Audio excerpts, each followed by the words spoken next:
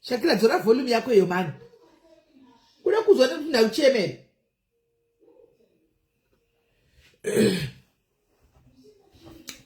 Masera say guys, hi guys, Masera say guys. Masera say. Masera say take guy on fast guys. Wanadaona matigwa mangu ya vana matigwa na matigwa.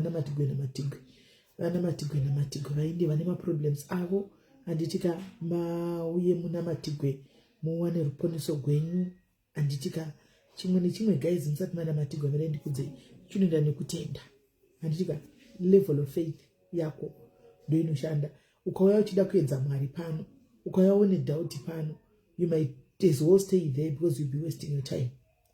Anze mazo signs azosoma se ndagara ndine problem asisa ndicho saka masigns akakwira maziso nayi wanotanga ufuti zvakaoma ndagara ndizvone problem yangu yemaziso right anze guys samati kuti daba kusiya you never know saka guys ndakutotanga ndichika ndakuto ndine one phone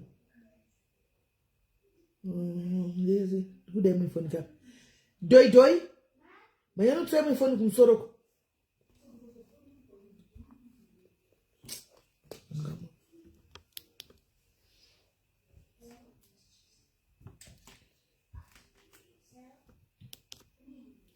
Another phone 2 hapa. Anoshota lili, anoshota pamunoida kufamba nemasisa ako chao. Unotoda kufamba nemasisa ako akadaro chako but zvino imagine kana manchikwenya ndipo saita blackness. Saba mwanungu vaviwa kwa kangodai. Mona. Mira yawe ni phone. Kuti mufona hapa, mufona ndakanga mwe phone. Ndoko saka mufangu kushandisa namba ishi. Mira ndikupe namba yama. Doi ndaita hanzi ushona. Anonzwa zvimwe tumwe tudikidiki anonzwa. Shakira ndiye anotara naye. Doi anonzwa tumwe tudikidiki hanzwe zvese. Anonzwa zvimwe zvongoti uya pano, uya nemvura, tora mvura. Chakadvara do anonzwa but zvimwe zviri deep zvinzwa. Mirai phone iwe chance mwe phone.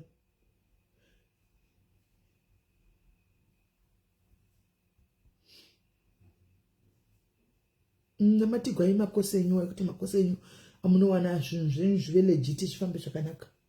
Unokuda makosi. Matigwa. Hai tembekile masukume zviri sei. Hi Irene, should you say?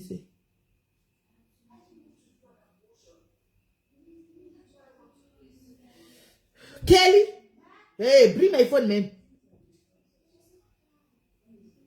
Ndimo mustard chakadona chichi. Ndiwo wasiba kuti dzosera chibana. Chakangodona choga. Chipikiri changa chakabata chimwe chinenge chakadona. Saka nditushaya ndiwo wasimba kuti dzosera chichirape icho. Chachidzosera zvangu.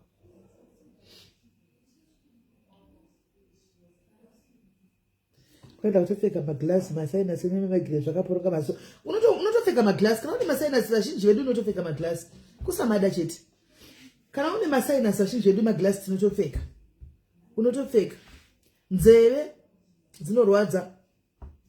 Mukati munovava. Maziso anoto affect. I've been waiting for this one.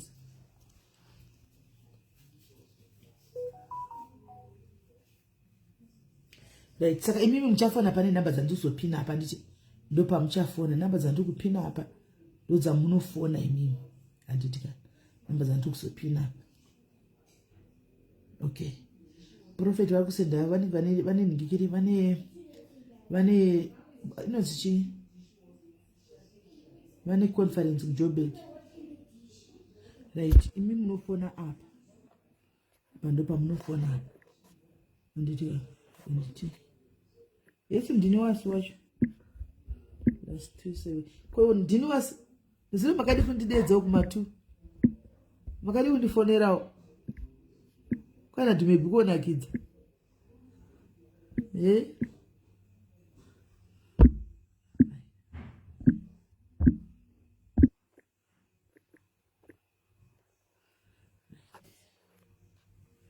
ndo number yamunofona imini isu. This is the number that you call. Ndo number yenye yamunofona ndise foni yacho kuti ati motaura naProphet vari pane phone handiti motaura naProphet vari pane mazuona ka number yandakapina musashandisa yandaisa pa caption, musashandisa yandaisa pa caption, shandisai isho handika shandisai yandakapina apo number iyo, shandisai yandakapina no number yamunoshandisa right. Phone 19 itai fast wokutanga phone tifonere Prophet itai fast.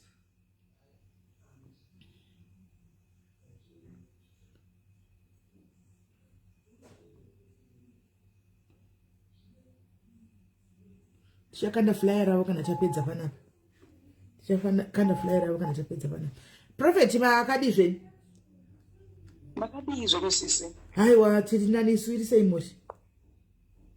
Munofara zvakanyanyisa kwakadini ikoko nemabasa. Kuno kuti kungodaro kuno kwakuchipisa zvinochando chinenge cha hamoti zviweather yakadi gore rino inenge yangochinja all off.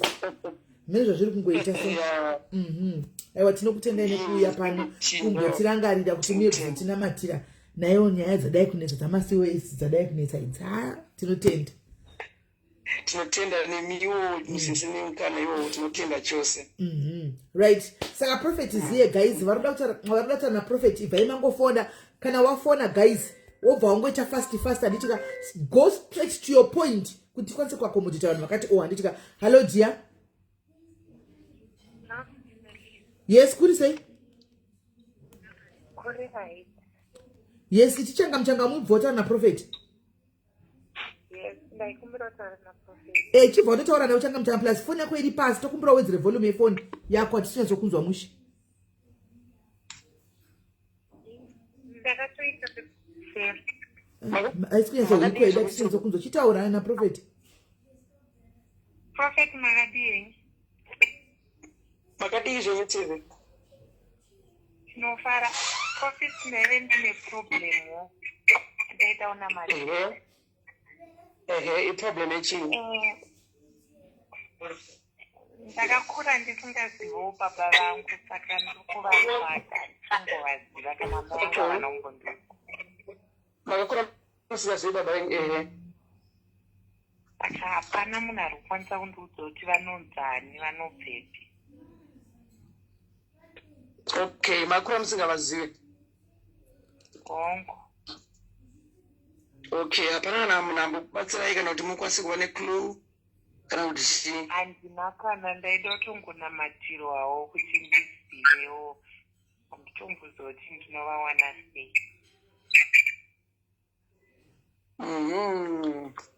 Okay. Mama yenyu vakashayika sei? Vakashayika ndiri mwana mudiki. Okay. All right, it's fine. All right, I want to pray for you, Andrea. Amen. I want to pray for you. Close your eyes. All right. In the name, all right. I just want to pray for other prayer, then I'll pray Let me pray the first one. Okay, in the name of Jesus, I'm praying for you right now. Every spirit locating your life, every spirit that is in your life, we destroy that spirit right now. Every spirit fighting your life, in the name of Jesus Christ, be free in the name of Jesus Christ. In the name of Jesus. And I'm praying that God will help you kuti mugone kusangana nehama dzenyu nezita raJesu mupenyu. In Jesus' name we have prayed. Amen. Amen. My one day you will come with a testimony. Amen. so much. Thank you so much, Metabas.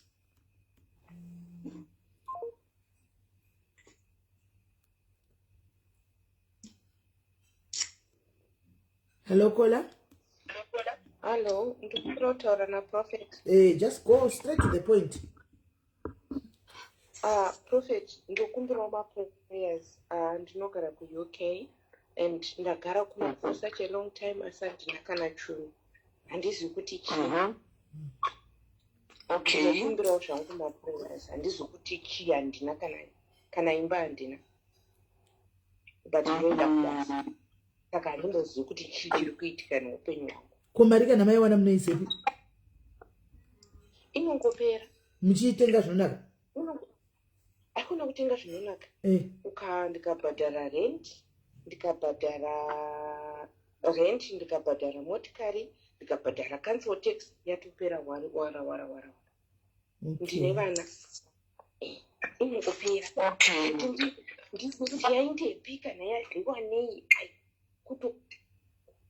kutokanganisika chaiko brain ndofunga. Okay.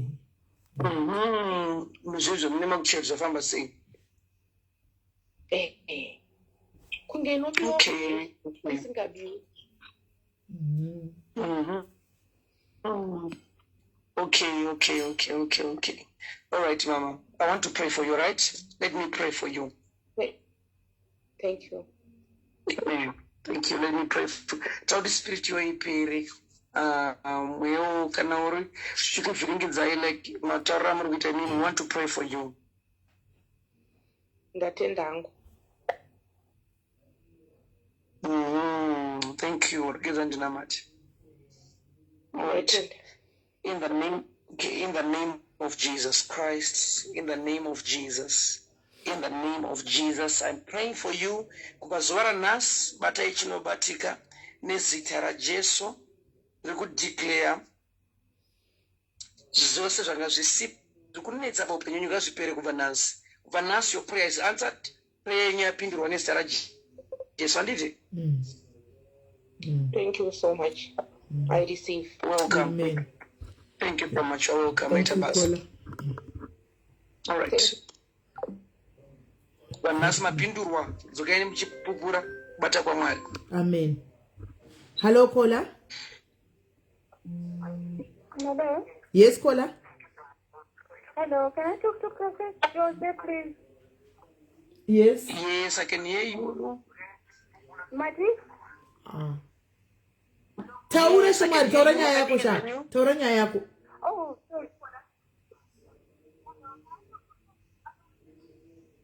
Hello. Chitaura zvenhai muningina nyaya yacho vanhu vakamirira.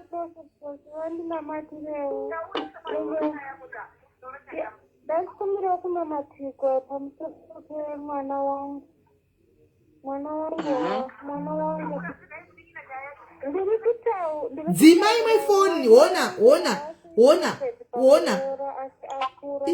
Ndikaedza kutaura naye haachadi kutaura neni nekuti ndandabvunza nenyaya yemusikana. Ndokumbira kuti udzime imwe foni. Uri kuteerera imwe foni iri kumasure, une imwe foni 2. Saka uri kunonoka kuuya, uri kupindura zvinhu zvabvunzwa kudhara. Dzima foni, usare ne1 foni yatiri kutaura. Ndandisiti ndinokumbirawo kunamatiko nyaya yemwana wangu. Mwana wangu hasi interested kuti aroore asi wakura. Ndikaedza kutaura naye haateereri ende achatodi zvekutaura nesu. Okay. No problem. I want to pray. Zvikuti ane makore mangani? Ane 36 years. Okura. Ari kutadza kuroora nei? Handizivi kuti uri kutadza kuroora nei, hasi interested. Tikamubvunza hachadi zvekutaura nesu. Ndakungokumbira deliverance prayers. Hana kana musikana? Aiwa hana. Like imisa mai womakazvara mwana pane zvinhu zvokuti tisati taisaidi kuna Prophet isi togona mbobvunzana sana mai handiti vakoma tichibvunzana. Arisi munoona sekuti ari straight asi gay? Handina zvandati ndaona. Imisa mai muchibereka mwana munodoona, munodoziva. Kubva mwana ari mudiki munotogona kutoona. aimbori pane vasikana vataimboona achikura asi kwezvino wangoti zizi saka kuona yekuti muri straight muri straight asingo chani ndinoza izvozvo ndasati ndazviona. Okay. All right, it's okay. All right. Saka ndira kunamatira mwana wenyu kuti Mwari vamuitire zvamunoda kuti zviitike handiti? Family deliverance. Okay. So let me pray for your son. Kuti Mwari vamusunungure. Anonzani zita rake? Anonzani zita? Zita ndasingadi kutaura pamhepo. Okay, mukangotaura first name chete vanobva toziva kuti ndiani. Nokuti mukati Peter Africa izere Peter na Peter. Mukangoti John is vana John vazere. Hatingambozi kuti kukure hwani.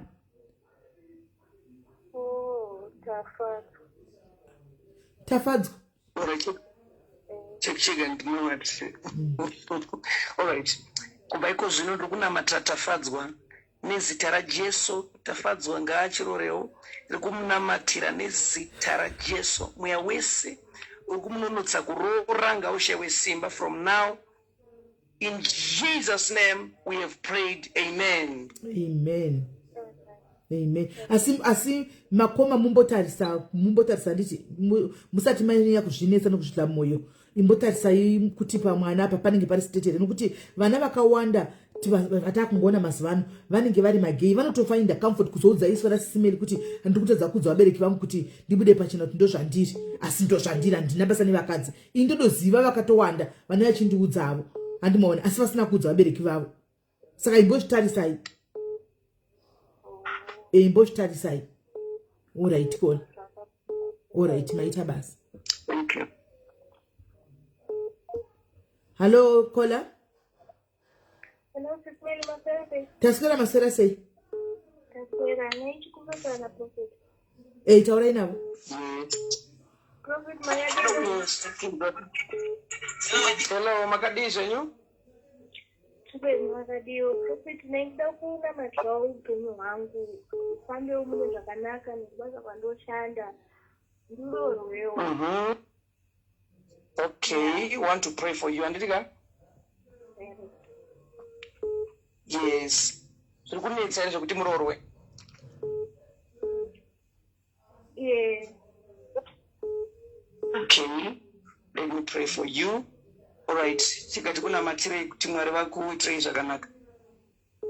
Okay, close your eyes. Bate mdumbu menyu. All right.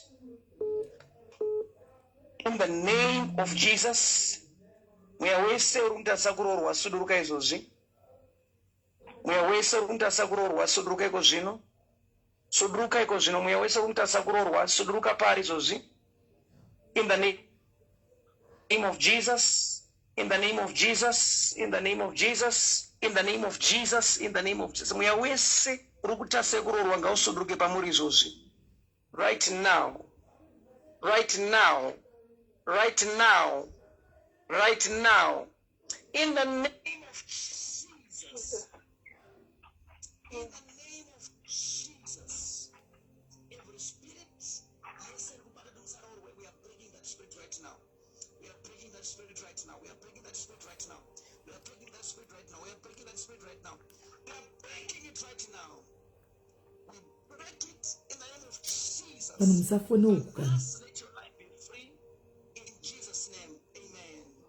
Amen. Vanhu vari kufona ndokumbura kuti mufone panamba yakapiniwa please. Musafone kuna Prophet uku munokanganisa volume. Manzwa here vanhu vari kufona please. Pane namba dzandakapina idzo dziri kufona vamwe ndodza munofona. Musafone kuna Prophet munobva makanganisa volume. Pamunofona ikapinda iri direct call yatokanganisa volume. Hani manzwa. Fona ikuwa tiri kufona munhu wese kwanditika ndobva kutotaura mwari kutofona. Musafone panamba idzi. Musafone panamba dzina Prophet. Anditika anzi dzabva adzina mbobva dziripo ukabuda ukadzoka unodziona.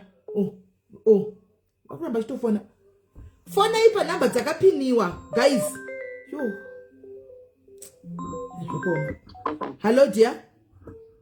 Hello, my Prophet Smelly. The school said, say, The spirit uncle. Remember for an Prophet? Yes. you told me away. Yes, makabini. Yes, ndakuna matwachi mama. Ndida kuna matro family vedu tiri two girls. So recently my sister yangu yaka divorced and in marriage but in the relationship everything will be fine, but upon that marriage Okay. Alright. Muse muri choose kunetsa kuti pave nemarriage. Yes, sisi wangu akarohwa nguva yese saka recently ndopavakabva divorce ane murume wavo just moved out, but wangu kwamuri mimi kwamuri mimi kwandiri nini handisati and ndikutoona kuti age yacho yakutoramba ichingo time nguva iri kufamba and hapana mukomana wacho haasi kumbonya hapana kana anything chiri kupromisa. I want to pray for you, Mama. Let me pray for you. All right. Hakuna matisa kuti Mwari vasangana nemaditi. Amen.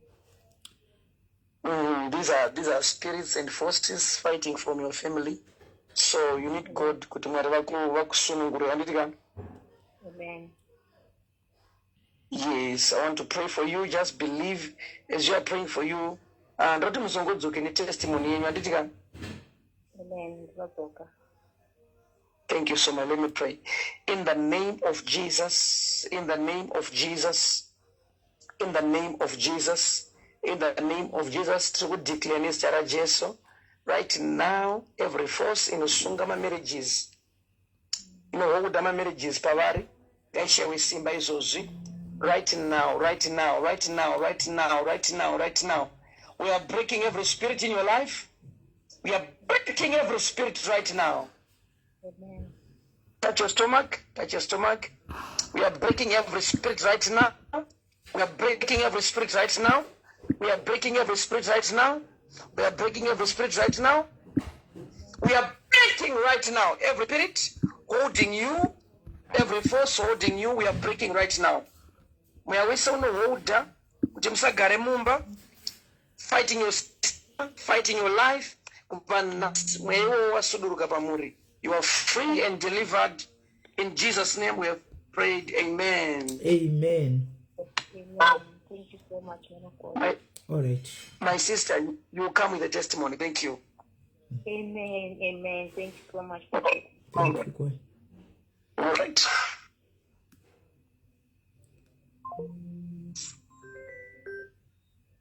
Hello, Kola?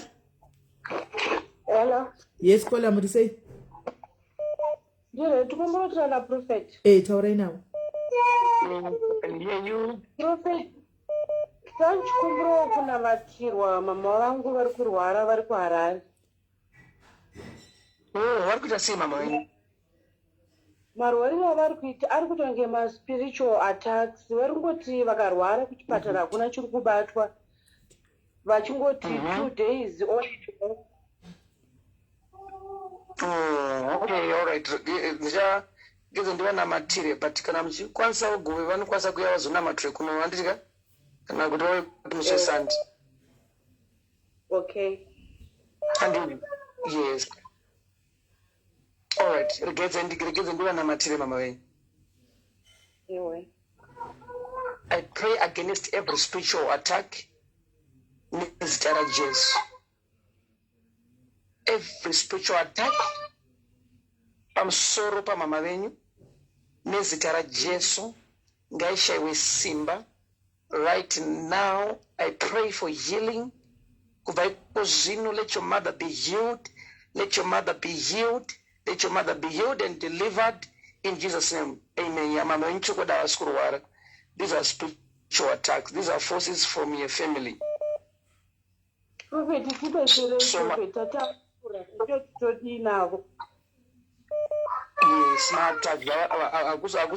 what she needs is deliverance.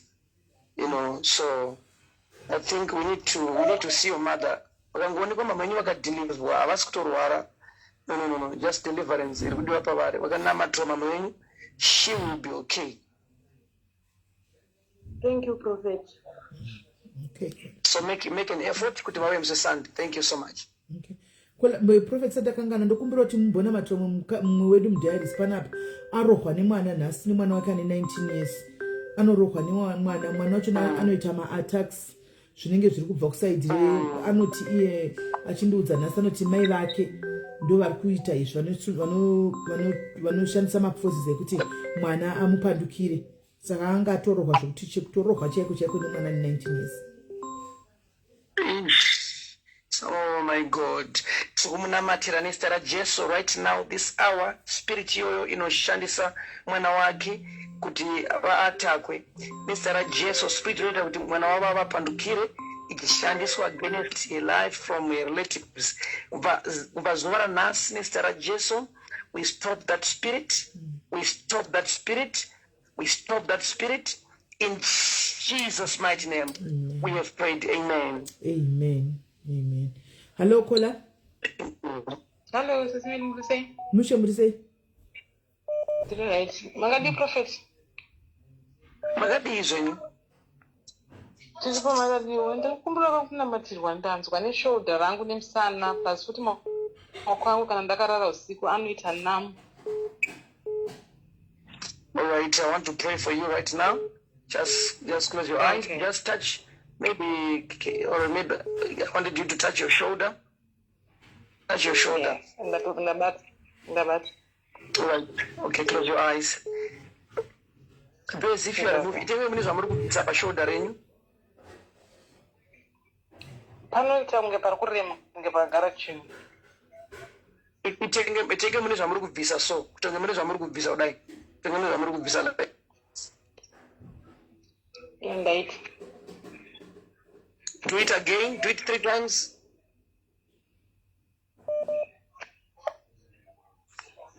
Indeed. Okay. Do it again. Pamunonzwa pacho. Do it again 3 times.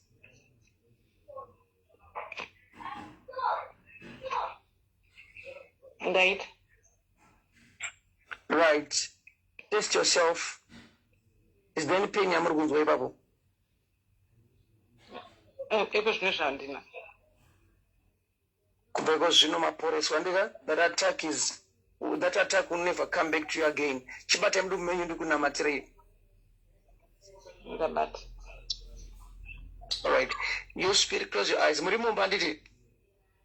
Yeah, ndiri mumba. Muri mumba. Good. All right. In the name of Jesus, you spirit, where are you in your life? Close your eyes, Mama. Close your eyes. You spirit, where are you in your life? Where are you in your life? Where are you in your life? Where are you in your life? Where are you in your life? Where are you in your life? Where are you in your life? Where are you in your life? Where are you in your life? Where are you in your life? We are breaking right now. Whatever we are doing right now. 1, 2, 3. We are commanding fire right now. Amen. Some attacks party. We command fire in the name of Jesus. In Jesus' mighty name. In the name of Jesus Christ. Amen. Amen. Amen. Thank you, Prophet. Thank you, Ajod. Thank you. Hello, Kola. Hello, Kola. Yes. Murise. Moshi, ndikumbura taura naProfeti. Taura nawo. Makasimba neProfeti. Magadi zvenyu. Ndinoita rakadambudziko remudumbu ndinorwadzwa nemaacid ndisingaita. Okay, all right. So you have got a pain right now. Izvozvi nechito unzota akakwira padambusikurwadza mumeso ngimakamira so. Okay. All right, no problem. Let me pray for you. Touch your stomach. Wait, ndabate prophet. Yes. Right, as you are touching your stomach right now, in the name of Jesus, I declare right now deliverance from that spirit in some houses. Right now, right now, right now. Don't me take a minute, I'm going to be some menu.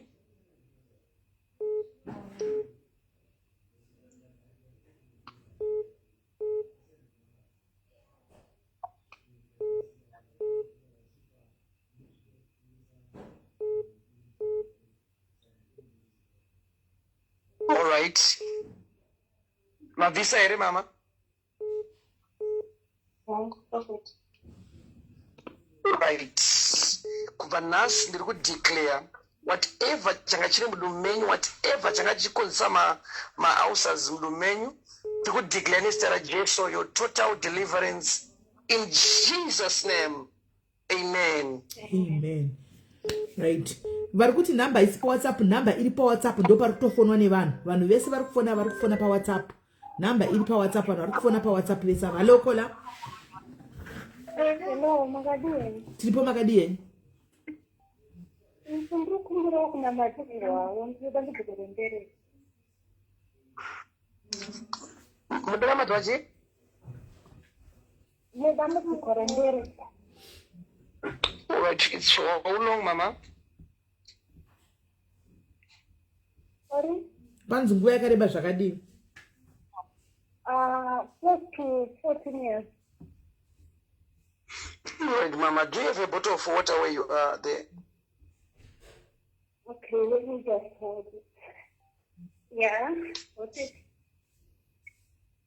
All right, as you're holding that bottle of water, in the name of Jesus, there will be some water in that bottle of water right now. I pray for water. I pray for that water right now in the name of Jesus, in the name of Jesus, in the name of Jesus, in the name of Jesus, in the name of Jesus. There's some water in that bottle right now in Jesus' mighty name. In the name of Jesus Christ. In the name of Jesus Christ. In the name of Jesus Christ, we declare right now, we declare right now, we declare right now, Vanas, as you are taking that water, there is deliverance right now, there is healing right now, and there is also deliverance. Amen. You use that water, which are in a testimony one of the days. Thank you. Amen. Thank you so much. Hello, caller. Amasra SIS MELLY. Tasura mastrate. Nasera Prophet Makadini. Magadi zenyu. Hello. Hello, yes, I can hear you, mama. Inini tineka small business yatrukita kunoko. So mazuva zvinhu hazvisi kufamba zvakavharika. And then ndine problem yokuti tikabata mari ma problems anouya mumba.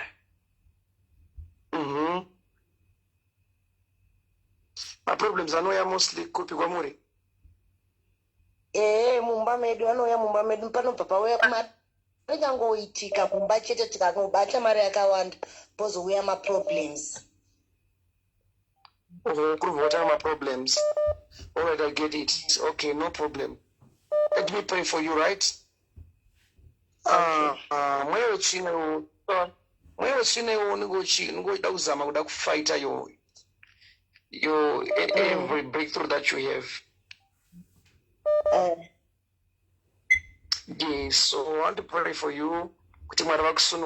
So I'm just focusing on your testimony. We want you to come back with a testimony. Amen. Good. Let me pray. Father, in the name of Jesus, we are waiting on konzeresa kuti paanobata mari panoita problems in your life.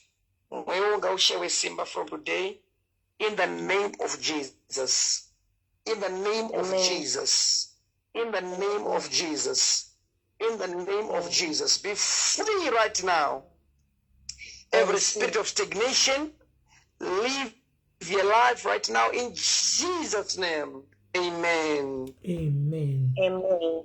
Amen, Kola. Thank you so much. Hello, Kola. Hello, Kola.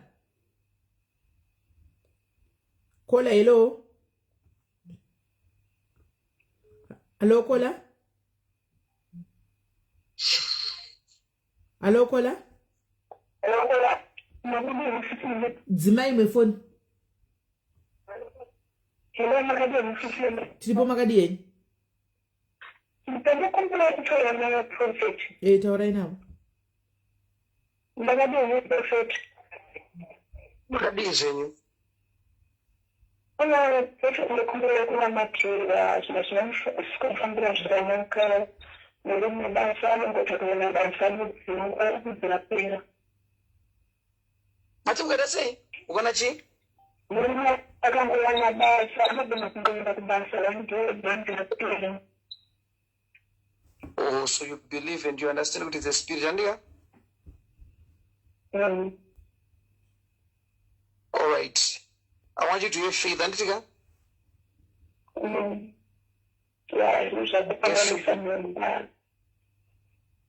You have faith. All right. I want to pray for you.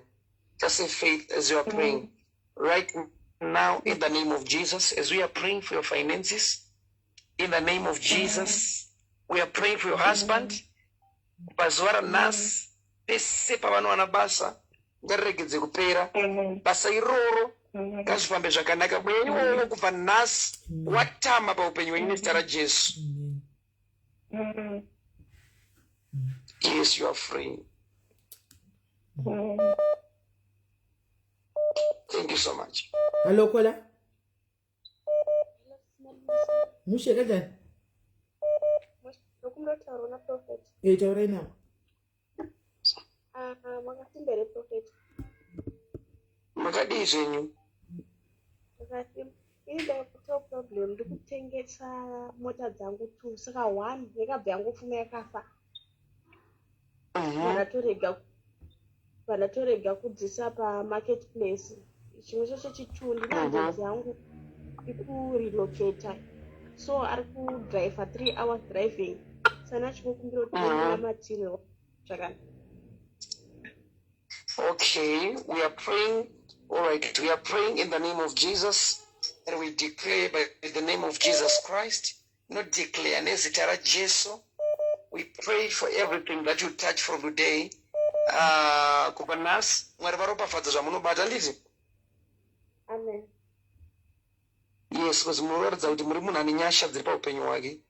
And we are praying for you kuti Mwari vatange kuzviratidza in everything of your area. I see other areas that are going to be opened from today. I see God opening so many doors in your life. Amen. Amen. Yes, muri munhu mukuru. Mwari achakusimudzirai zvinoshamisa. Thank you. Munozowo nematestimonies yo. Mwari anoda kusimudzirai mabusinesses enyu amunoita. I see the hand of God over those businesses. Right? Because I saw you have been trying a lot and a lot and a lot. You see? But now it's your time. Kuti zvinhu zvenyu zvitangewo kufamba. Zvichisimuke from where it is to another stage. Amen. Thank you. Amen. Thank you so much. Guys, vanhu vari kufona, please fonai panhamba dzakapinwa apo, please call panhamba dzakapinwa, musafone kunhamba dzamajaira dzina Prophet namba idzodzo. Hello, Kola. SIS MELLY maswera sei? Taswera maswera sei? Taswera, ndokumbira kutaura na Prophet. Taurai nawo. Prophet maswera sei? Makadii zvenyu maswera sei? Zvedu. Prophet ndokumbirawo munamati murume wangu ari kuAmerica, so ari kutravela kune imwe city achienda kune imwe city and he will be driving for like 3 days, so ndokumbirawo nyasha dzerwendo kumunamatirewo. We bless the journey. Anotravela zvakanaka nezita raJesu. We are blessing the journey nezita raJesu. Amen. Kuemenda rini kuAmerica? ndisati ndaziva sanya asati asettled zvekudaro akaenda this year saka akangosettled handizive nenda kuzvitega itaiminde alright call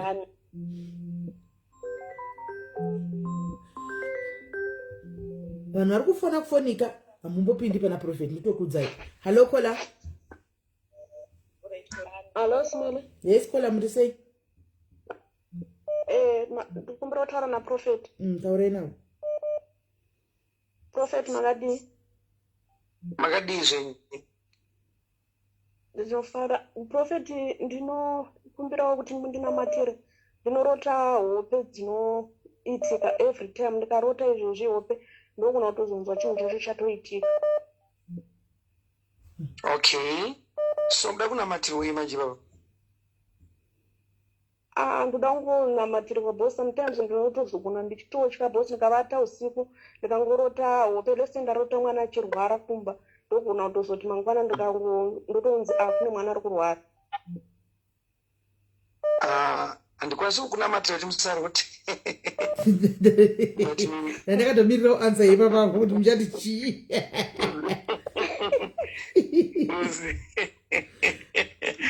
Chamungangode ndechekuti kana muchinge marota Mwari ngavakupei simba rekugona kuti zvamunenge marota zvakaipa zvisaitike, zvakanaka zviitike nezita raJesu.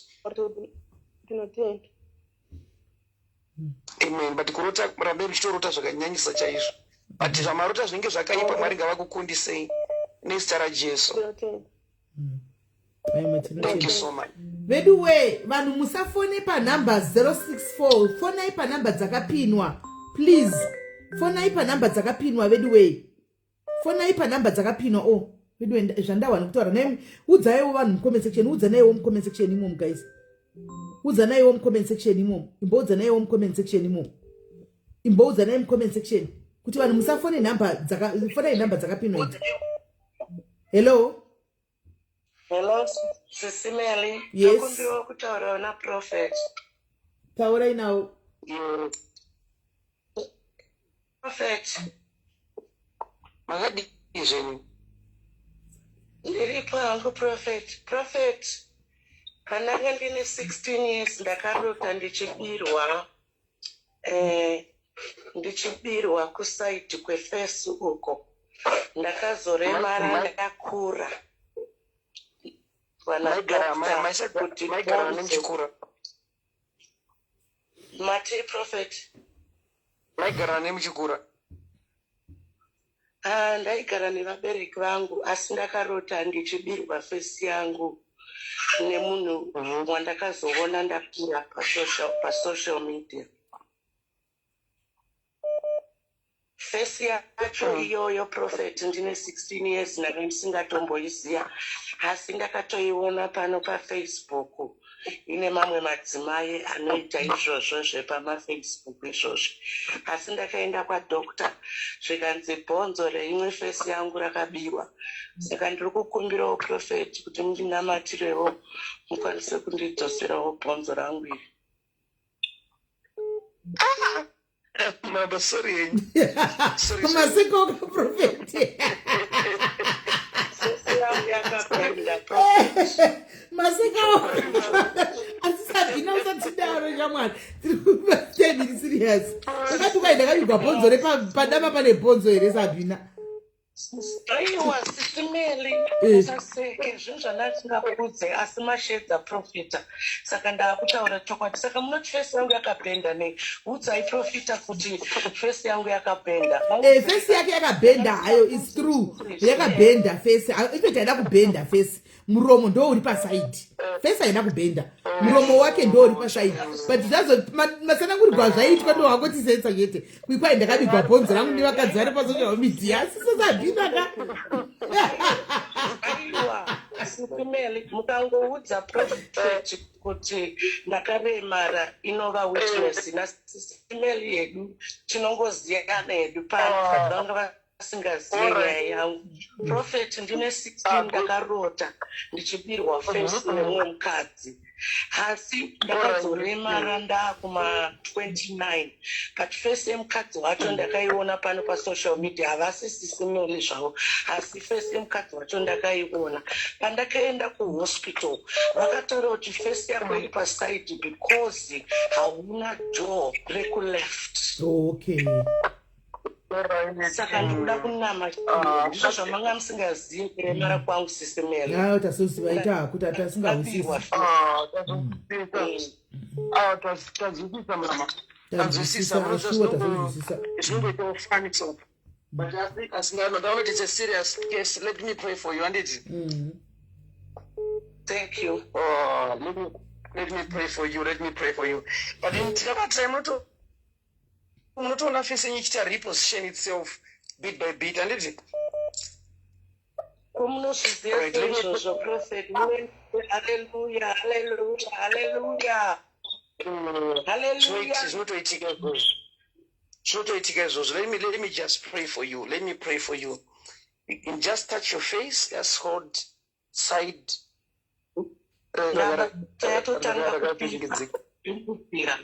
Irikupfira prophet. Madi? Irikupisa, irikuboira. All right. Let me pray for you right now.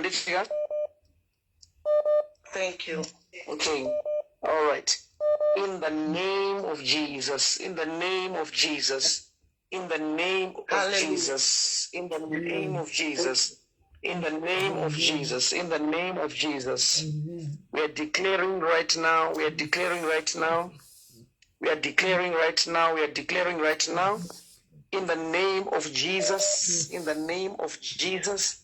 In the name of Jesus. In the name of Jesus. We are declaring right now. We speak a word. We are repositioning your face. In Jesus' name. Amen. In Jesus' name. Amen. We have prayed. Amen. Amen. Amen. Amen. Thank you, my sister. Thank you. Nemusoro prophet. Nemusoro unotema uyu prophet. Kupanas, we pray for your head. Your head is healed in Jesus' name. Amen. Amen. Thank you Amen. very much. Saka bhonzo racho richadzoka riini? Imi muri kuona kunge richadzoka here bhonzo iri? Saka kutaura nemi ka ndinototadza kutaura cause ndinenge ndichifemereka because the bone which is missing on the left side. Do you think it's going to grow back iro bhonzo randakabirwa? Ende mukadzi uyu wandinoona akanditorera face ndoita sei naye pasocial media. All right, what I can do, Mama, is I prayed for you. Just wait for God's miracle. That's all I can say. Nandikumbofunga kunomurova in prophet. All right, sorry, Mama. You don't like kids. All right, but what I can say... Thank you, Sister Melly. Bye-bye. All right. Thank you so much. Okay, sure. Matopona ni starajiso musamurove musamuvhiringidze siyena inazo ndakunamatirai. Don't do anything to that person. Leave that person. Imi ndakunamatirai Mwari anokuitai zvakanaka nditi. Amen. Hello, Kola. Aiwa tine vanhu vedu. Hello, Kola. Hello, ndiri right kanjani? And right, I'm looking for the prophet. All right.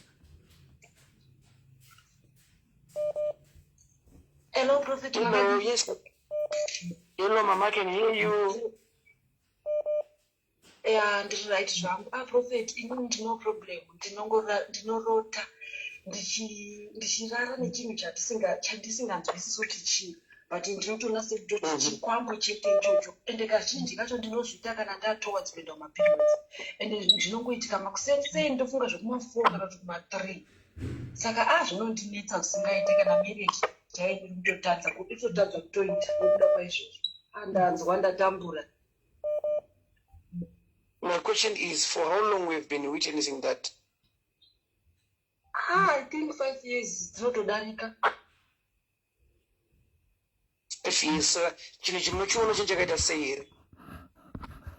handimbochioni chinongonzwa kungoti ndine chinhu chandiri kurara nacho but handichioni ndotomuka ndichitorwadziwa nemudumbu chibereko chinotomuka chitorwadza singaiti saka ndanzwa uyezve negumbo ineproblem yegumbo makumbo angu ari 2 anochinjana kurwadza rimwe rikamborwadza rikuraight rikuleft romborwadza ndotoga zvekutotsika chaiko ndanzwa nekurwadziwa zvakaoma. All right, what I can see, Mama, I think you just did deliverance. Remember? Ndizimumba. Chikoda musumuke pamuri papo kana makagara. Ndakatosimuka. Good. All right. I want you to lift up your right hand.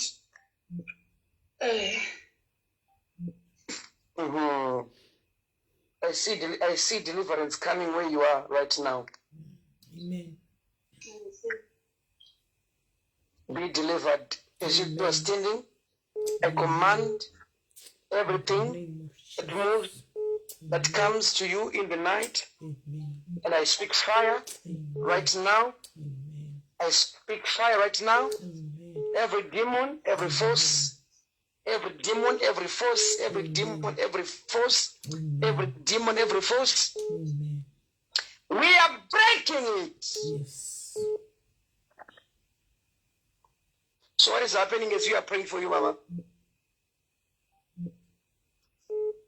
Hello?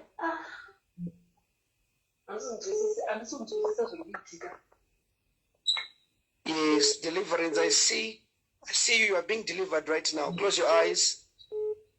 Close your eyes. Inimese makagara pari. Inimese makamchimshandisa. Mese makamchimshandisa. We speak fire right now. All the demons using it. Mese makamchimshandisa. We are speaking fire right now. Right now, right now, right now, right now. Right now, right now, right now. Wherever you are in a body, wherever you are in your life, you are holding your life. We are breaking you right now. We are breaking you right now. China, that's your stomach. Chikwambo chese chakaiswa paari ngachibe izvozvi. Amen. Chikwambo chese ngachibe izvozvi. Iwe chikwambo chibva paari. Chibva paari papapo. Kuti umuregedze izvozvi. Iwe chikwambo pese pawakagara pauri papapo. Kuti umusiye izvozvi. Bvisa zvawakaisa pabhodhi yake iko zvino. Bvisa zvawakaisa mubhodhi make zvese izvozvi. Whatever chawakaisa mubhodhi make ngachibve izvozvi. In the name of Jesus. Amen.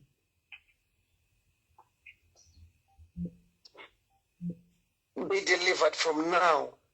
You are delivered. You are free in the name of Jesus. Amen. Amen. Amen. Thank you. But last chinhu chachadzweke futi.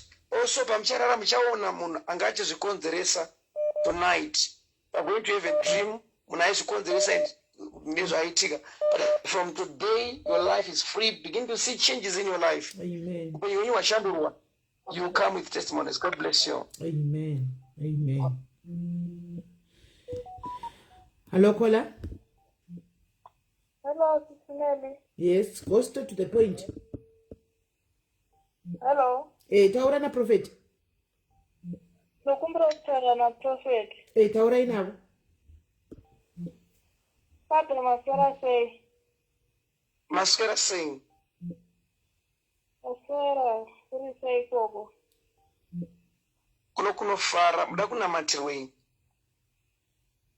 Ya, ndida kunamatirwa Prophet. Ndine sisi watandakarara nemunhurume. Like sometimes ndinoita madzikirira. Sometimes ndinopererwa nehope mausiku nguva dzekurara. Ndogona kungosvika 12 ndisina kurara. But hope ndisingadzingi. So zvinhu izvozvo zviri kuzonditambudza masikati kwachena ndinozotanga kunzwa kuneta kurukutika muviri wangu. but kana asvika panguva yekuzorora handikwanise kuzorora.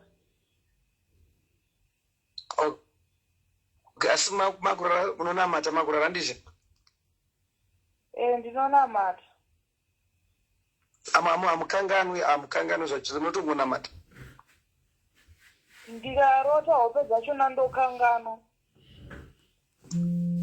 All right, my sister. I want to pray for you, but I'm sure that hey, I think you need to move forward with Zeriba kunamata kwenyu chete. But I'm praying for you kuti mu deliver. I'm sure God has something He wants to do with you.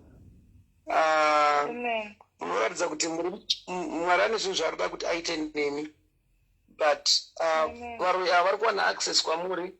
Why? Because you used to do my pisa some time back ago. So, but I don't know what is happening to you. I don't know what is happening to you, but it shows that you have got light upon your life. Yes, you have light upon your life, and I want to tell you that God is with you, but only these witches are following you, they are attacking you, they are trying by all means to destroy your life. Sometimes God would want you to be praying, but it's only good also because I see that you have got a gift. You have a gift that is in you. And you've got a gift in you, and so that's why you see all these attacks and forces. All right, take and do namatire kuti Mwari vakusunungurei. Amen. All right, close your eyes. Right, varoi vese vari kurwisa. Ndiri kunzwa vanhu vari kuti toda nyama. Isi muri vangani so far?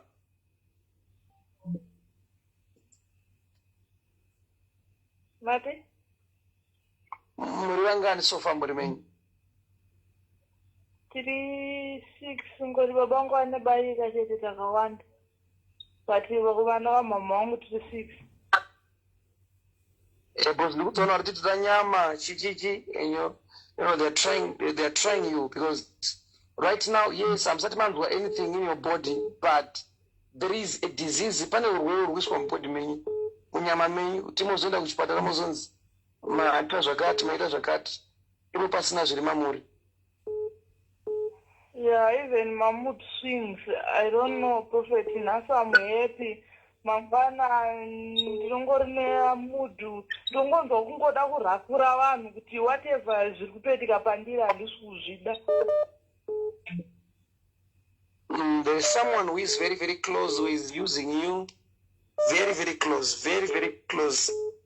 Very, very, very, very close. Because I hope I'll see you on the conference that is coming on the 10th and 11th. Yes, no Friday, 1-on-1, Saturday, it will be a full service day in South Africa.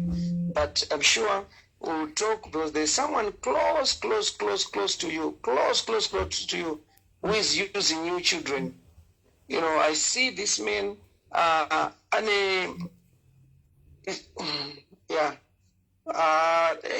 They were going to get over right. Yeah, I see. Iwe Prophet akutaura newe ukuda kuvharavhara nyaya vachida kudza nyaya dzavo. Prophet akutedzotserera nda newe uda ngovhara usiyu. Terera zvitogona Prophet munina wangu. Kwanzi dei baba wenyu vakuregererai kuti muite upenyu hwakanaka. Obviously unenge une something chanotoziva ipa panditi. Amen. Amen. Sandroti mugone kudzikinura. Vari kupi? Is he still alive? Vari kupi baba wenyu? Vari kuZimbabwe. My sister. Hapana kumira zvakanaka. Mungoziva vanhu vakuru family menyu vanenge vachingo but pane nyaya, my sister. I'm sure. I don't know if you've never heard about it, but this is what I'm seeing. I can see.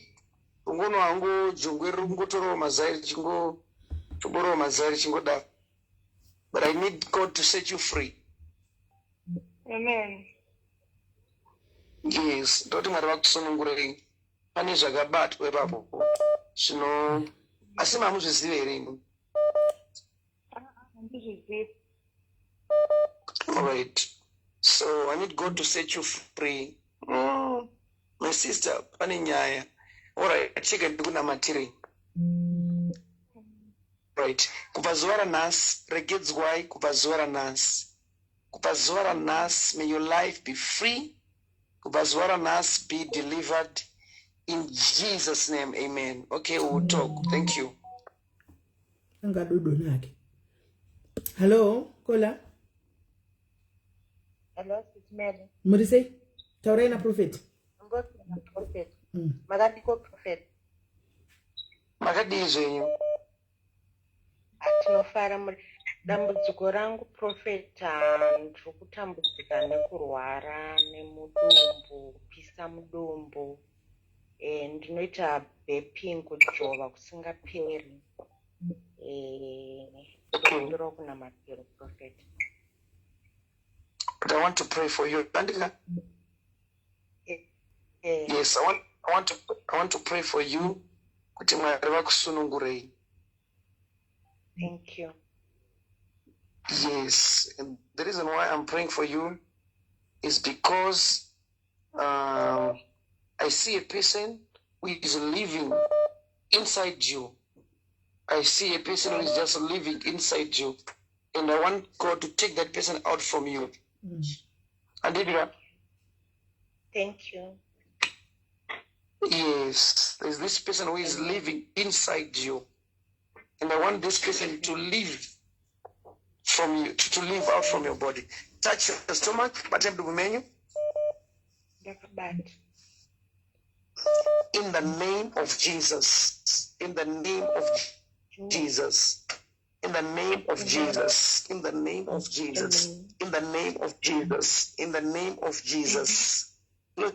Close your eyes, my sister. In the name of Jesus. In the name of Jesus. As I'm praying for you right now, and some beads. Who is that person with those things? Hello? And some beads. I see these. Square.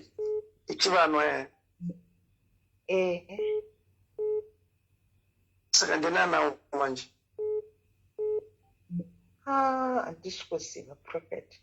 Mamuna. So, okay. All right. So I want to pray for you so that God will deliver you from these spirits. I was praying for you, and this lady was appearing to me with this machira and some beads, and I saw this spirit operating in your life. But right now, God is delivering you, and God is taking this spirit out from your body in the name of Jesus Christ. Amen.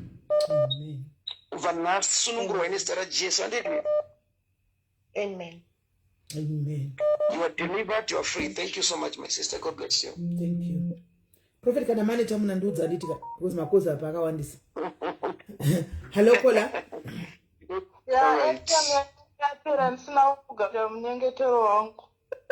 Nekola, ingamba namatigo chiri manga musipo chiregewo mwana matigo one. Manzi when we are going to be mchasangana kuningi uku mati mchaenda uku kwani kwa waningi vari kuya mununyatsa kunuwa wani. Okay, no problem. Narati zvezvo munamato. Munamato waitwawo mazodonha nyasi munamato watita tikatodavirira ini kuti amen. Oh, okay, no problem. All right. Right, guys, kana mafona pana Prophet ingoti kana Prophet straight zvokuti Prophet kwakadii kuharare kana kuti kudini kuharare kuri right. Guys, ngatingwenda straight to the point anditika kuti vamwe vabatsirigwewo. Hello, Kola. Hello, Kola. Kola, hello. Hello, SIS MELLY, maswera sei? Maswera sei? Prophet makadii. Makadii zve. Ndofara hangu makadii. Ndinokumbirawo kumatirwa mwana wangu akusimba. Okay, all right. Okay. Let me pray for you. Jere arikone wachikoro kubva chitanga grade 1 hapana paakambobhurawo zviri nani. Imaigona iri kuchikoro kola imaigona.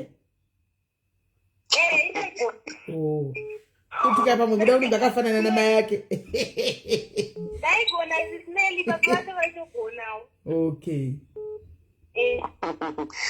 All right, thank you. Let me pray for you.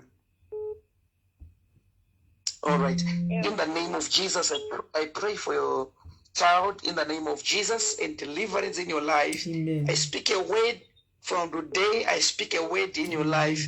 In Jesus' name, come with a testimony. Amen. Amen. Amen. Amen. Thank you. Thank you so much. Thank you. Right, I think we can take the last maybe two or three. All right. Hello, Hello. Yes, Kola. Maswera sei SIS MELLY. Taswira maswera sei. Taswira. Tokumbira kutaura na Prophet. Okay, taura now. Makadini yanyu Prophet. Makadini zvenyu. Tiripo makadii. Ina chida ngona matiro kuti ini nemurume wangu takatenga land yedu. Saka tikuda kutanga kuvaka. Saka nanchida ngona matiro kuti zvese zvifambe zvakanaka. Okay. Plus ndiri kuna matiro. Plus nachida kuti kuna matiro wa driver's license yangu kuti ibude nekukurumidza. Okay, that's wonderful. I pray for your driver's license in the name of Jesus. Tatoita nisara Jesu. Also turukuna matita inyasha dzekuvaka palendi yamakatenga nezita raJesu. We pray for you in Jesus' name. Amen. Amen. Amen. Amen. All right. Thank you so much, Prophet. All right, sure. Welcome. Thank you. Hello, Kola. Hello, Kola. Kola, hello. Inyaya pia nemafoni tutu yoyi. Mkwaya nemafoni tutu amuchawi. Munenge makunzo dzimwe phone dziri background dzinenge cho. We are in phone one guys. Hello, Kola. Hello. Yes, Kola. Makadingo. Tiri right murisei Kola. Tiripo zvedu ndokumbira kutaura na Prophet. Taura now. Prophet makadi. Makadi zvenyu. Tiripo zvedu. Indine problem yokungoti ndinongovengwa chero ndikabetsera vanhu chero ndikaita vanhu zvakanaka ndinongogumisira ndakungovengwa handizivi kuti chingava chii uye ndikumbira kuti mugonamatirawo mwana wangu wakawana basa but contract iri kuda kupera saka ndokumbira mumunamatirewo anonzi blessing. Okay. All right. Okay, no problem. Let me pray for you. Already. Okay. Great. In the name of Jesus, ndikunamatira upenyu wenyu, your life, and every prayer that you have mentioned today, I pray for you, and I speak a testimony and a breakthrough in your life. In Jesus' name, we have prayed. Amen. Amen. Right. Ndakutora 2 vekupedzisira. I'm taking only the 2 vekupedzisira. Manzi wa Prophet vachitiva neta. Hello, Kola. Hello, SIS MELLY murisei. Tiri right murisei. Tiri right hedu. Makadi yenyu Prophet. Yes, makadi zvenyu mama. Makadi. Tofara makadi.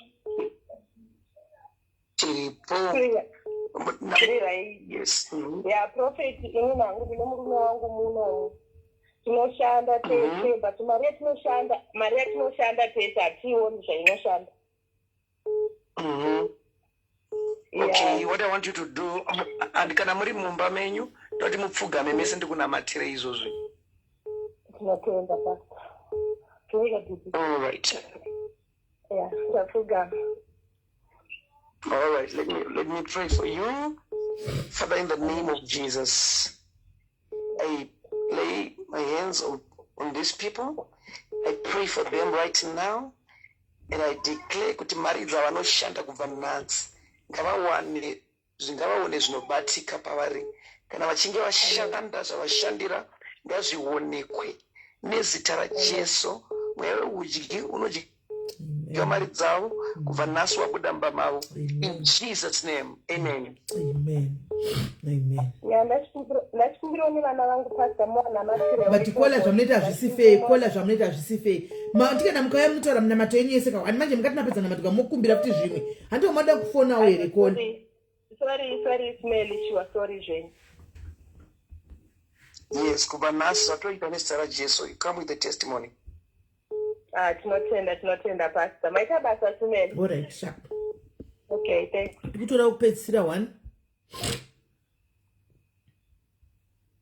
Wanopedzisira ndiwati kutora. Yes. Muri kufana meso kuseri ku wrong phone kwa pana pa inoboda biko because ndo pana prophet. Hello kola.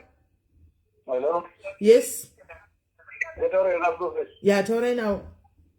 Prophet Magadize. Magadize. Zikwere magadize prophet. Yo kumbira una matiro prophet. Kupejo zilava kufamba zvakanaka kubasa. Basa risifamba zvakanaka. Yeah, kufamba zvakanaka zvakatokoni. No problem. Let me pray for you. All right. Okay. In the name of Jesus, in the name of Jesus Christ, in Jesus' mighty name, I declare in the name of Jesus, be free, be delivered, in the name of Jesus. We are praying for you. We are praying for your job. In Jesus' name, you come with a testimony. Amen. Amen. Right, prophet. Thank you, brother. Musati maenda prophet. Kuda kuti mumbona matira vanhu vari pana pa ma families ari pana apa. Imi vanhu vari vakanitarisa vari pa comment section kana mine varume venyu kudzimba fugamai ni varume venyu kana kuti garai pamwe chiti ni varume venyu garai padhuze ni varume venyu kudai. Garai padhuze ni varume venyu kana muchigona kuvabata maoko mubabate maoko kudai. Kuda kuti prophet vana matire mweya wechihure muvarume umu. Mweya wechihure muvarume. Kana une padhuze nemurume wako, gara padhuze nemurume wake, ubati kana murume wako asimo, tora butsu yemurume wako, tora butsu, tora hembe yemurume wako, tora kana penti chaiyo yemurume wako, prophet vanamati. Toda kuti vanamatire dzimba, mamarriages akawanda aputsika, nenyaya yechihure prophet chinoitwa nevarume ava. Saka toda kumboti hono idzidzi, mumbodzinamatsira dzidzikame. Adzikame hono idzi. Ehe. Thank you. Let me pray. Right, Father, in the name of Jesus, everyone listening right now, if you are praying for your marriage yako ngaisunungurwe nezita raJesu. Imba yako ngaisunungurwe. Mweya wese unoparadza imba, in the name of Jesus, kubva nhasi imba yako ngairegedzwe nezita raJesu. Amen. Wese ari kutorewa pamurume wake nemweya kubva iko zvino murume wako ngaadzoswe nezita raJesu. Every spirit inopfeka murume wako inomushandisa against your life, we pray for you right now in Jesus' mighty name. We bless every marriage listening right now. We are praying for every marriage listening right now. Kubva zuva ranhasi dzimba ngadzisunungurwe. In the name of Jesus, we have prayed. Amen. Amen. Amen. Amen. Thank you so much. And thank you very much. Yes, wese ari kuteerera ari kurwara waporeswa, wese anga achirwiswa watorwirwa kubva nhasi nezita raJesu. Amen. Amen. And also as we close, I want to say we have got a conference in South Africa ekutanga musi wa 10 to 11 November. Tinge tiri pa Mount Zion, Beulah Park International Conference Center. I will send the poster to you, Sister Mayrauya. I'll post it. Thank you so much, my Tabas. Right. So 11, 10 and 11. Antika kwenye conference 10 and 11 November. Yes, Mount Zion. Thank you. It could be Mount Zion. Yeah, it's in Joburg. In Joburg. In Joburg. Yeah. Okay. Mm-hmm. 10 and tinenge techikaferi prophet todla istobva kure zviri tichida kudla tobva kure tichida kudla zveconference toda kuuya kana saka tiri kubvunza kuti kana tisina chikafu tigara takagadzirira hedu chikafu chedu toya nacho. I'm sure kuti team yacho iri kuhostel iri kunzwa kuti zvichange zvichifamba sei, but I promise kuti vanhu vachange vachitiwa zvakanakisa chaizvo. Okay, saka team Joburg, Anze, I know the place. Team Joburg, team Pretoria, team Rustenburg, Hanzi ku Edenville, Jameson Edenville has tinosvika. Tichasa ma GPS tichasvika. Right. Hande ine wandi weri team Diaries, are you there? Team Diaries rikuenda, are you there? Muripo here team Diaries. Right, that problem yao singadi kufonera panapa uchitaura kuna Prophet. Tosangana ikoko antika muswa 10 na 11 saka istutsvaka zviri kuvata kuti wanire kuvata ikoko kuside. Mati 10 ma 1-on-1, 11 overall conference. Yes, Friday ma 1-on-1, Saturday overall conference plus ipapo pane ma rooms again. Evanhu vanenge vaida kuzogara vachizowana pekurara ipapo.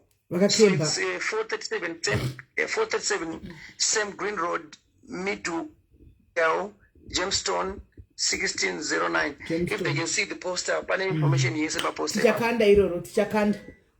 Saka poster tichaisa. Saka imimi anzi kune booking houses. Okay. So vari kuda kubuka vanobva kure haisitogona zviri kungoya Saturday kuseni techingoenda kunosupport. Isusu we just we go to support. Tinoya kusupport, so we can come Friday morning, it's fine.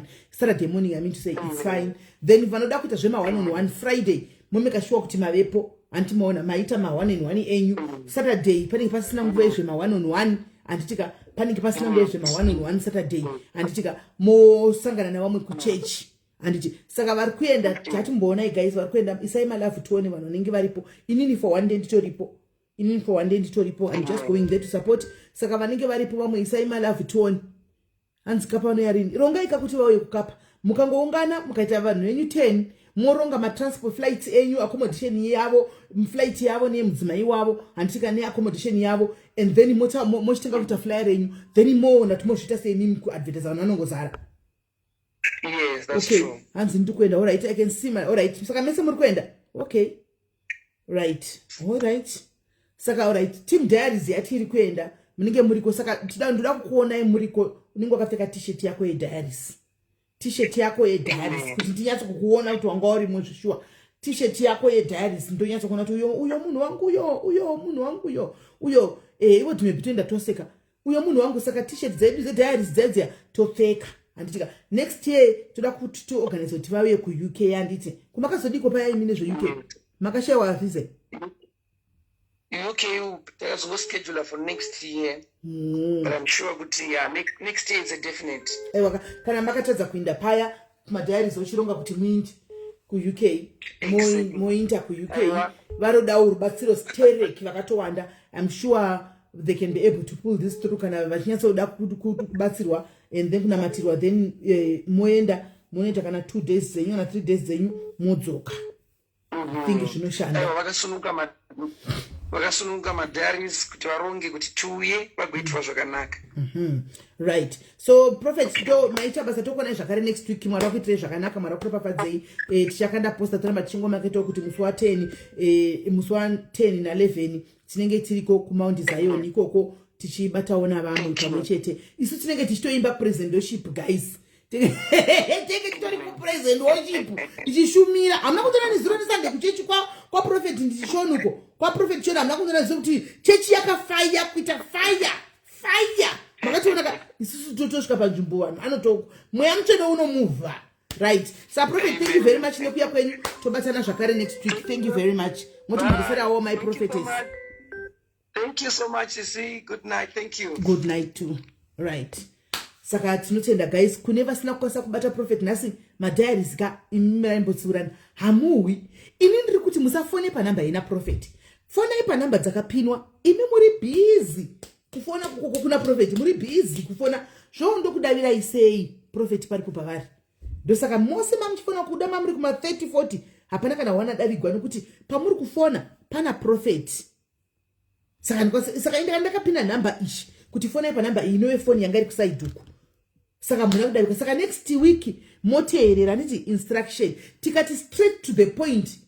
kana baba chifunga kubatsigwa vanhu 20 tikangosvika pana pachingoti sisimeli murisei prophet nditoti ndasiti na prophet kana panga pangoita 20 panobatsigwa vanhu 30 handika straight to the point uchingopinda prophet ndine problem yakati otokunamatira prophet ndine problem yakati prophet otokunamatira ndika zvokuzobvunzana utano nechichitozobvunzana kana musi wa11 zvaiko zvirida kuti vanhu vakati wandei vabatsigwe handiti panguva iyoyo tida vanhu vakati wandei ende madialis zvakare normalize kunamata kumba hatooni kutoti so yapera miraitimbomuprofita halo kola tiripo makadiko kola taura henyu havari kukuhwai taura henyu ingwendai padambudziko straight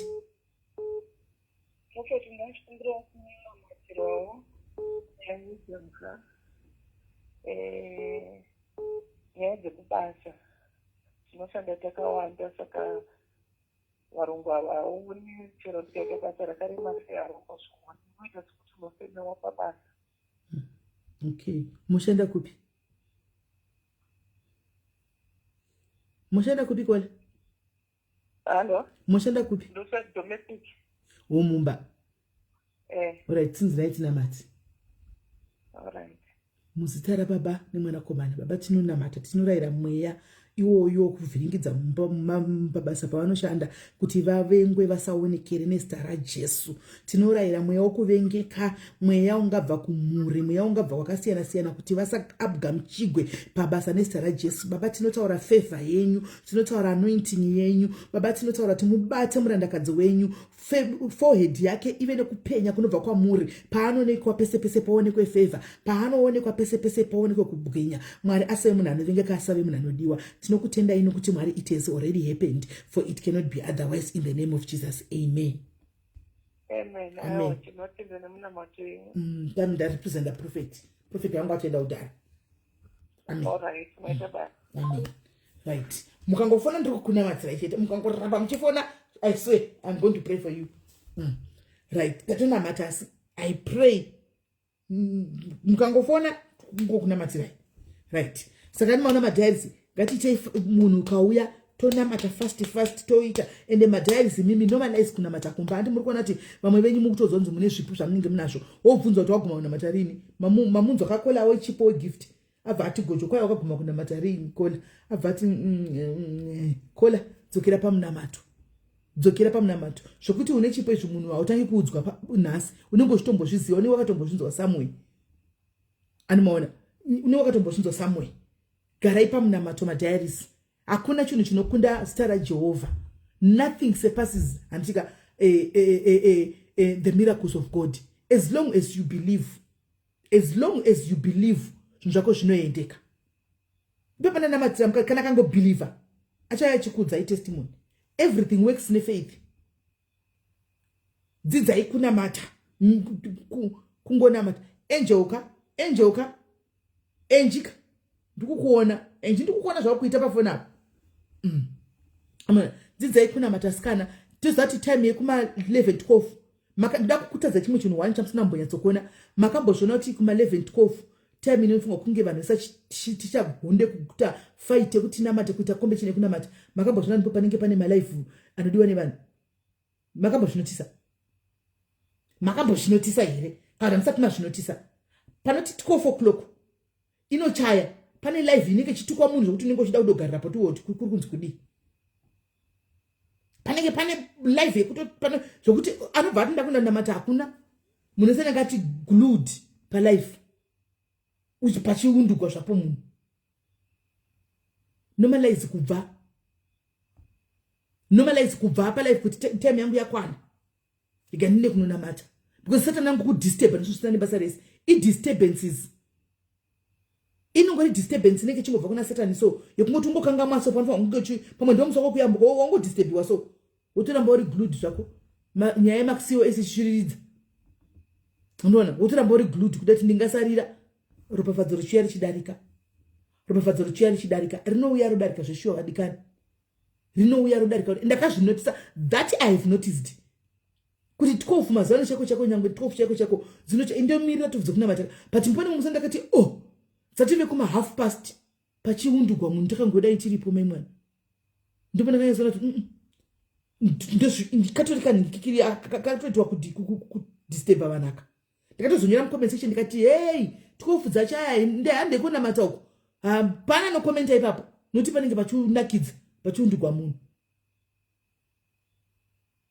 hanzi hadi kutedzwa uri right address pane mamwe malive kuti unofunga kudarika chokwadi ipapo right kungoti okay zvatanga udarika wenda because chokwadi chinhu chiri kuti bvisa pana Mwari ifoni chinhu chiri kuti bvisa pana Mwari ifoni believe it or not tikutaura semadhayari sefamily pani sefamily meeting chinhu chiri kuti bvisa pana Mwari ifoni time yekunamata muchechi chaimo vanga nenyonga chidaiwo uri kuchata muchechi kuchata muchechi chichatasa kunamata kupinda denga ichi chiapu chisina kana basa ichi chagadzirwa nemunhu ichi icho chakainventwa nemunhu ichi chichatasa kuona umambo hwekudenga ichi chigoita kuti mablessings edu auye agodarika tiri glued kuzvinhu zvisina nebasa rese hanzi makadozvitaura mucomment section 12 dzacho ndakazvitaura I still remember ndichitaura kuti 12 dzachaya vanhu we hapana kana kukomenta vonga hadizoti problem yako yadoda matigwa ndechipa tinogona kufona kundogona kungona mataniwe ndoda kuna mataniwe handidi ndoda kuna mataniwe andimaona ngatidzokerei pano ngikiri pauvapo hwaMwari madhairis angu ngatikurudzirane zvinhu zvakanaka ngatidzokerei pauvapo hwaMwari ngatidzokerei pauvapo hwaMwari mukazvitarisa kuti tadzikira munodzikira pakunamata nenyaya yefoni foni ndo panotangira zvese pafoni ndo pane secret dzose dzemumba ndo panoita kuti iwe wacho uti I don't care ifoni panoita kuti iwe uzofunga chikunyengwa ifoni panofunga kuti iwe uzobata basi foni yaparadza mamarriage tikutaura zvokuti 12 tiri glued nditi ngatiudzane chokwadi street kode varume vanenge vari pai isu tiri pafoni tikunakigwa varume vanenge vari pai arara ngonono ega anovata urusvika pakutoti ngonono kudai iwe wakangodai pafoni uchitomukava kuti todera uko kuti todera uko uchida kunyatsonzwa wakaisa ma-earphones foni dziri kuparadza mamarriage idzi tingataura zvimwe tingadini it's true baba vanenge vachida kuti varove lulalula haicharoveki because uri glued kana ukabvuma zvokuti ndingagodii unenge uchiitawo kuti ngavangoita zvipere mwoyo wako unenge uri kufoni ngavachingoita zvipere ndoda kudzokera pafoni vachingopedza foni handi varume vanobva vavata iwo bva vanonga foni wobva watanga kutoti pafoni foni yaparadza dzimbai.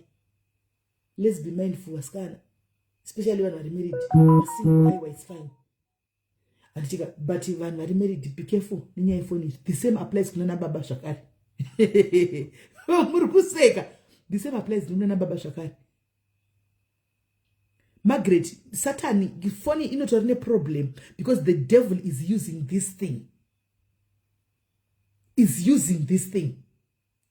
cut the phone put it there and see the devil is clever musatambena Satan imimi Satan akangwara Margaret anotsvaga chinhu chamunoda chaunodisisa ndo paanokubatira kana uchifarira magaro stereki anokuflashira vakadzi vane magaro pamberi pako kana uchifarira varume vane machest kudai anokuflashira varume ma6 pack anokurambira kuflashira varume ma6 pack wopisira wapinda mazviri andimazviona Satan akana kupusa musikangana kuti akauya kuzoparadza nekuuraya nekuba saka anototsvaga kuti chii chaunonyanya kuda anokubatira pachinhu chaunoda chaunodisisa kana ari mwana unodisa nemwoyo wako wese anohuka mwana wako muzvinhu zvemadrugs zvisina nebasa rese anohuka mwana wako muzvinhu zvevakomana anohuka mwana wako kuzvinhu zvevasikana mwana wako toerera kana ari murume wako waunodisisa andiziva kuti vari murume wako anokufamba chichoka kudai magaro kana kuti zvimaslenda anokuflashira zvimayellow bone izvozvo oflashira phone number kungochinjana phone number chete dambudziko ratotanga zvinongotangira pakupanana phone number dambudziko ratotanga kungopanana phone phone number ti ndokumbira phone number yako utopa phone zvatotanga dambudziko ratotanga. Phone. Imagine a world without phones. Kunenge kune peace. Inema ere guys. Ndikunyepa ere. A world nas isina phone. Ndikunyepa ere guys. Hakuna phone. Hapana zvokuundurana pamalive. Hapana zvokuchemera maCOS. Hapana zvokukona. Hakuna zvokuti mumbada bata chakati mufoni. Kunenge kune peace.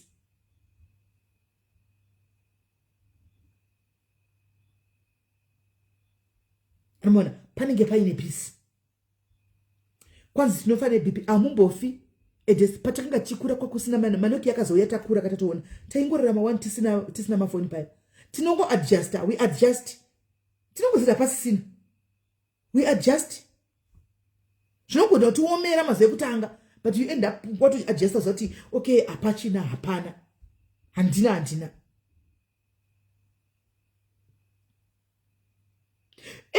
Phone, sekai phone. Ndopa zvinongotangira pa phone, ndopa zvinongotangira nyaya ese. Unotona mumba baba na mai vanenge vari mumba vese, murume ari kagara pa side apa mukadzi agara pa side, baba vakadayo. Vane vashaka ne girlfriend ka vakadayo. Kuti mai vasaone, mai vagerewa apa. Vane vakadayo. Vachionawo, vachifana kuseka. Vachionawo zvari kuonawo ku phone yamene kuti zvinhu zvinenge zvichibuda. Muchine marriage mba. Ichiri marriage. Baba nokuside kudai. Vanongosi kusangana panguva dzelula phone dzongosiwa 2 minutes kana 10 seconds 10 minutes vanongoita izvo. Anenge angopedza baba nonga yavo nokuside. Mai voto nonga yavo votodzokera. Come on guys, let's be serious. Dzimba dzaputsika ne phone. Dzimba dzaputsika ne mafoni. Dzimba dzaputsika ne mafoni. Pafea cheko. Baba vanoprefer kuenda kunogeza vakadai phone yavo kuti senge chawira muchemba kana mumvura. Vakabata phone kuti ndikaisiya pasi iphone. Exactly, Mary, our parents managed their homes kwa kusina mafoni. Vakachembedzana nevarume vana mai vedu vakachembedzana nevarume vavo kusvikira rufuro rwaparadzanisa kwa kusina mafoni. Kudzokera kuenda muti anogeza naye kuti ange chapinda mvura akadai phone kuzati ndakaisiya pasi mai vakaivhuruvhura hakuna chakanaka vanotogeza naye baba vakatoisa chidai kugeza naye cheko kuti make sure kuti vandise pamusoro apa pashawa pasingapindi mupani usingasviki mvura kuti vanyatsogeza phone. Mai poto inotsvawo vachingodai kwasisimeri kumalive yatanga COS ndidaize bika poto kutsva kudai asingaiwi munhu akangokudai pafoni. Phone yapedza vanhu. Yes, you cannot do it without your phone, my sister, but take it slow. Take it slow. Imboita dayika rekuti unyazotora phone yako kai umboidzima ukando one day chete umboidzima ukando kozoivhura manheru ngoti makuseni masikati usina phone uzoti manheru ubatika. Oh, it's doable.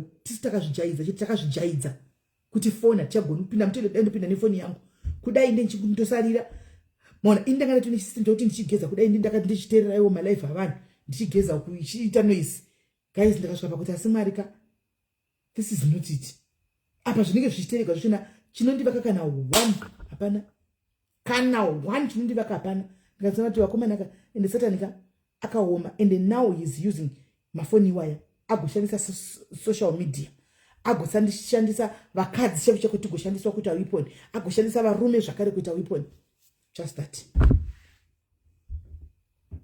that. Food for thought. Mbofunga ine zvazvo guys. Marriage dzenyu vamwe dziri kutosheka apa nenyaya yefoni. Dzimwe marriage right now as we speak dziri kutosheka apa nenyaya yefoni. Hachisi chinhu chihombe phone. Because uri kunzibvisa password nemurume wako hausi kuda. Uri kunzi nemukadzibvisa password hausi kuda. Mumba muto netension nenyaya yefoni. Amene vandokutaura naye apa but varipo. Handisi kutombotaura ndega. Ini ndizoti ndikakotaka kutaura chinhu chinenge chine muridzi wacho. Handizivi kuti ndiani but chinotoenda kumuridzi wacho. Aripo. Iripo couple anotaura naye varipo vanotaura navapa.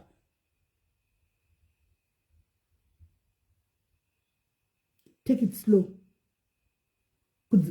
Sacrifice kudzingirwa basa undokubasa kwako vanhu vari ngokutozviziva kuti unenge uchingori nefoni pese pese.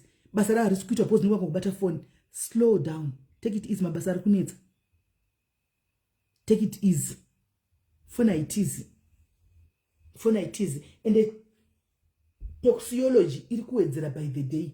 Saka ichange yakazowanda zvokuti uchange wakuchiya kuti ndinonanga kupi kuku. Handiti toxicology inonakidza. Kuri kunakidza. Umwe anobva ati ndine mafoni 3 ndiri kuona kwese. Ndichiona ka. Ndine mafoni 3 ndiri kuona kwese. Toxicology inonakidza. Ichawanda zvokutodaro. Because Satan akaanza kuyaenda asi kudzokera kumashure. Ndiye vadikani muve neusiku hwakanaka mara kuitire zvakanaka. Ndiri panguva yakaoma panapa nenyaya yemwana uya.